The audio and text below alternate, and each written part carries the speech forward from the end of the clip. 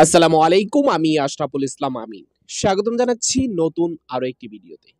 আজ বিকেলে অন্তর্বর্তীকালীন সরকারের প্রধান উপদেষ্টা প্রফেসর ডক্টর মোহাম্মদ ইউনূসের সাথে বাংলাদেশের যে রাজনৈতিক দল রয়েছে বিএনপি, জামায়াত এবং অন্যান্য যে রাজনৈতিক দলগুলা রয়েছে সকলের সাথে একটা বৈঠক হয়েছে বিভিন্ন ইস্যুতে।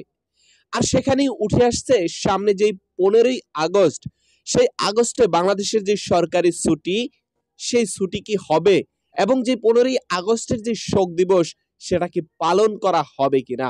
দর্শক, এই বিষয়ে প্রধান উপদেষ্টার সাথে কথা বলার পরপরই ভিপি নূর এবার গণমাধ্যমকে দেওয়া হয়েছে এক সাক্ষাৎকার, যেখানে ভিন্ন কিছু কথাবার্তা বলতেছে।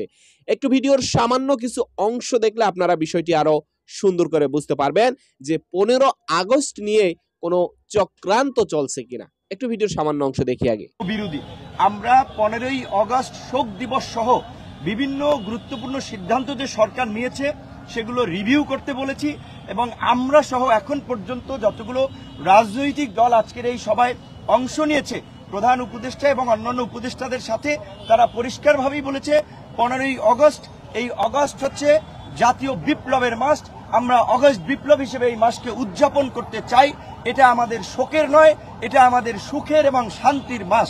কাজেই এই 15ই আগস্টকে কেন্দ্র করে যে জাতীয় শোক দিবস, এই স্বৈরাচারী ফ্যাসিস্ট সরকারের যে নেওয়া সিদ্ধান্ত সেটা বাতিল করা এবং ওই দিন সরকারি যে ছুটি ছিল সেটাও বাতিল করে স্বাভাবিক কার্যক্রম চালু করা এবং আওয়ামী ফ্যাসিস্ট শক্তি 15ই আগস্ট থেকে 21শে আগস্টের মধ্যে ঢাকায় যে তাণ্ডব চালানোর একটা মহা পরিকল্পনা নিয়েছে সেই পরিকল্পনা। দর্শক, নিশ্চয়ই নুরুল হক নুরু থেকে আপনারা ভিডিওর সামান্য কিছু অংশ দেখলেন।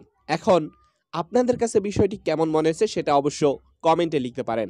দেখা যাক যে আসলে 15 আগস্ট ঘিরে বাংলাদেশে কি হতে যাচ্ছে বা কি হয়। তো সম্মানিত ভাইরা, এই হচ্ছে টোটাল বিষয়। তো আজকের ভিডিওটি এখানে শেষ করতে চাই। দেখা হবে নতুন অন্য কোনো ভিডিওতে। সবাই ভালো থাকবেন। আসসালামু আলাইকুম ওয়া রাহমাতুল্লাহি ওয়া বারাকাতুহু।